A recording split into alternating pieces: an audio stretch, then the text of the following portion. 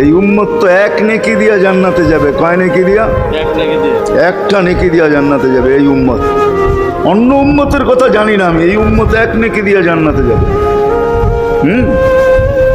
নবীর একটা আদর্শের কারণে জান্নাতে যাবে। সিরত মানি আদর্শ, আর এটা আমরা কদমে কদমে মুহতাজ।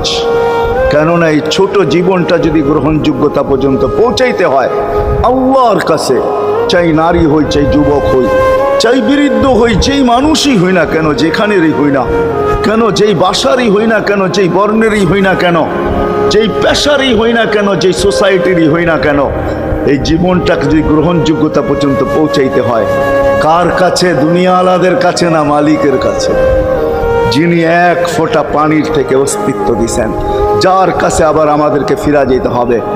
পালানের কোনো সুযোগ নাই। এই জন্যই কোরআন আমাদেরকে বোঝায় আইনাল মাফার। আল্লাহ বলতেছে কোথায় ভাগবে তুমি, বলো কোথায় ভাগবে?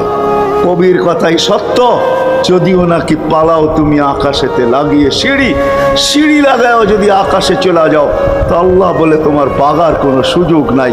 কেননা ইল্লা বিসুলতান, ওইখানেও আমার রাজত্ব, এইখানেও আমার রাজত্ব, ডাইনেও আমার রাজত্ব, বামে আগে পিছে উপরে নিচে সর্বত্র আমার রাজত্ব। আমার রাজত্বের বাহিরে যাওয়ার ক্ষমতা তোমাদের নাই।